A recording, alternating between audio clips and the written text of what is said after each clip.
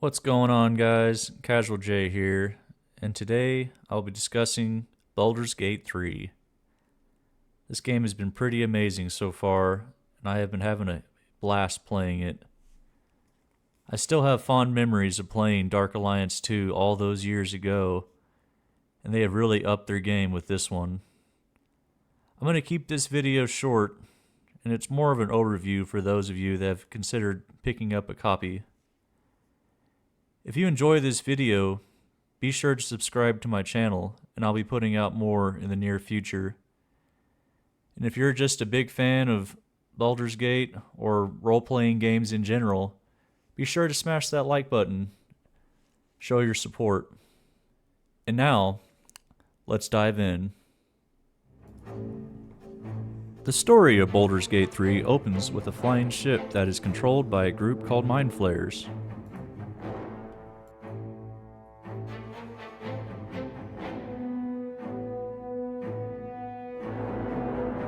Mind Flayers reproduce by capturing other beings to act as hosts for their spawn, also known as tadpoles, until they have matured enough to take over the host body and become Mind Flayers themselves.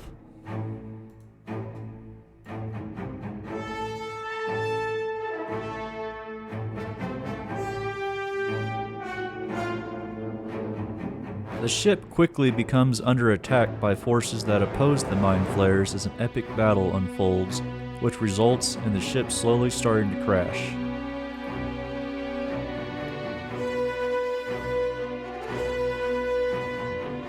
You awaken in your pod amidst all the chaos of battle, unsure of where you are and what is happening around you as you try to find a way out of this doomed ship.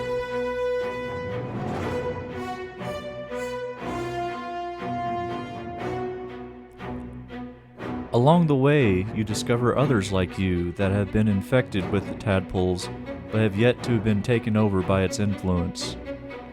You quickly discover that you share a bond with those that are infected, and can even see to each other's thoughts to a degree through a telepathic link.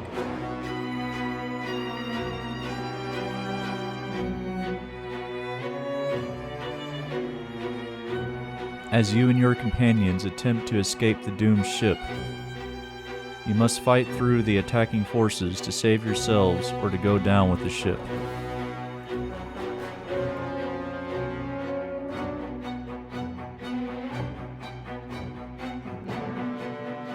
After escaping the ship and your pursuers, you find yourselves falling through the sky towards the ground at a pace that would kill just about anyone, only to be saved by an unexplained force that stops you at the last second from splatting into the ground.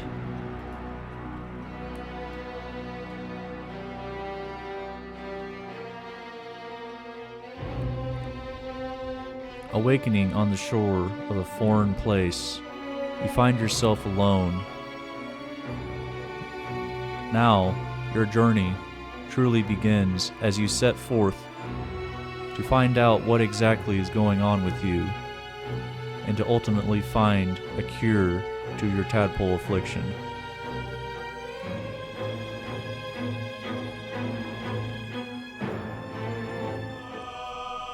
Now let's talk about the depth of Baldur's Gate character creation.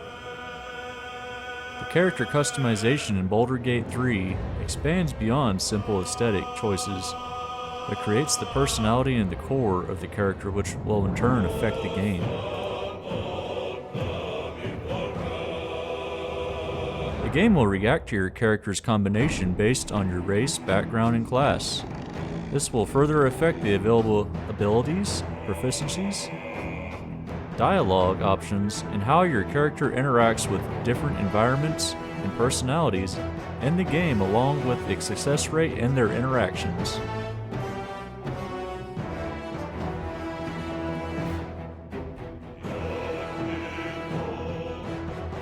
Choosing different backgrounds will also give players access to unique quests that wouldn't otherwise be experienced unless they play through each of the available character options.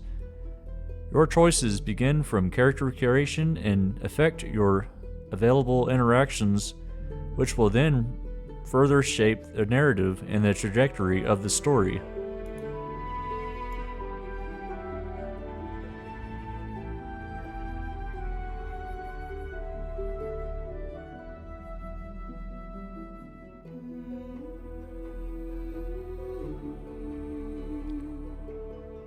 The character creation process in Baldur Gate 3 features a few steps where players can customize each section before proceeding to the next stage.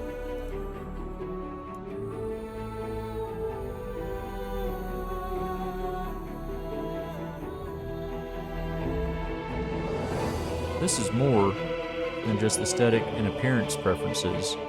Developers have emphasized how the game reacts to your character based on who they are. Players will not only be creating a character and deciding on how they look, but also defining their identity during the stage, which includes the character's history.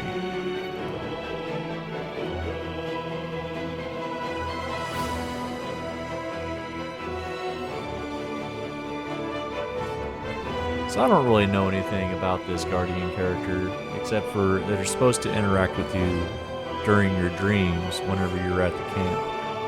So let's have a little bit of fun and make the Guardian character a little interesting.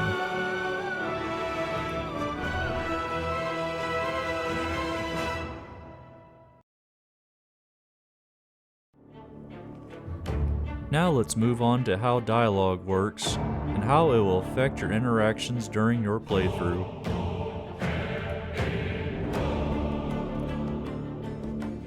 In Baldur's Gate 3, you'll have a vast amount of interactions from members of your party. The occasional passerby, merchants, enemies, and key figures to the story. How you interact with these people can vary drastically on how you act during your playthrough. Your character's race, class, relationship with the individual, and past actions and interactions will affect your dialogue options when interacting with people.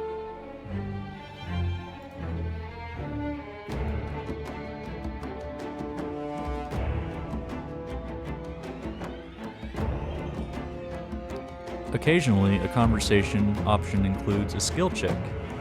Typically, this will be using the skills of persuasion to persuade a character, intimidation to intimidate them, or insight to ascertain their motives. Sometimes a player will rely on their other skills like history to recall relevant background information to an ongoing conversation. Some spells can also be cast during dialogue, such as guidance. Some spells like friends or detect thoughts might be frowned upon if you're discovered using them. It is also important to take into account that your choices can have an impact negatively or positively on how your teammates perceive you.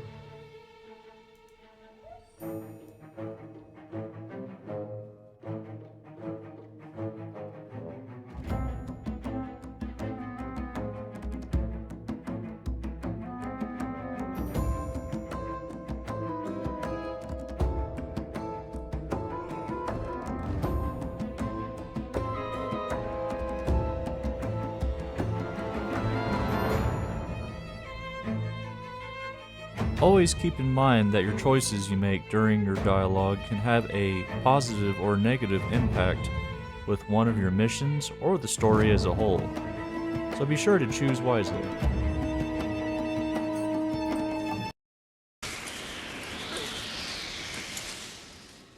He chose poorly.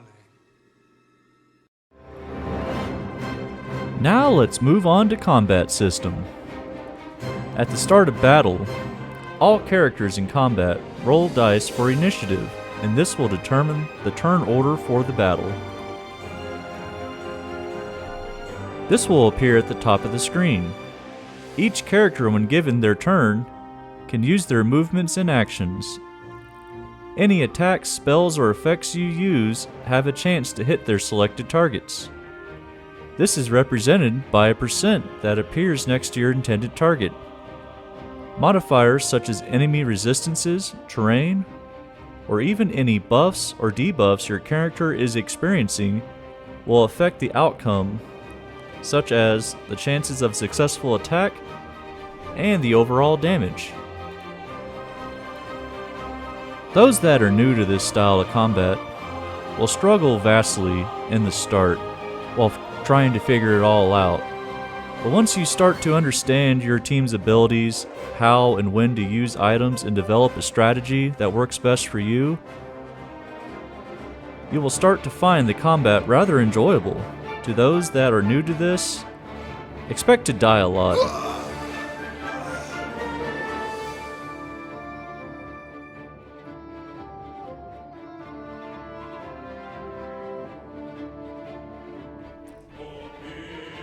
When you use all your selected characters' movement and action points, you won't be able to do anything else and will have to end your turn. Combat cycles through all alive characters until only one team remains.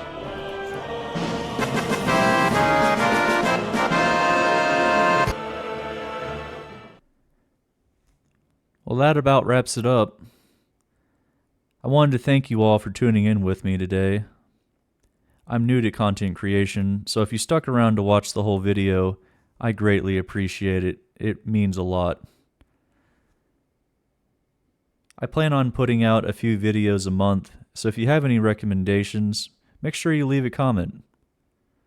If you'd like to give me any feedback regarding today's video, I'm up for suggestions. So until next time, peace out, casuals.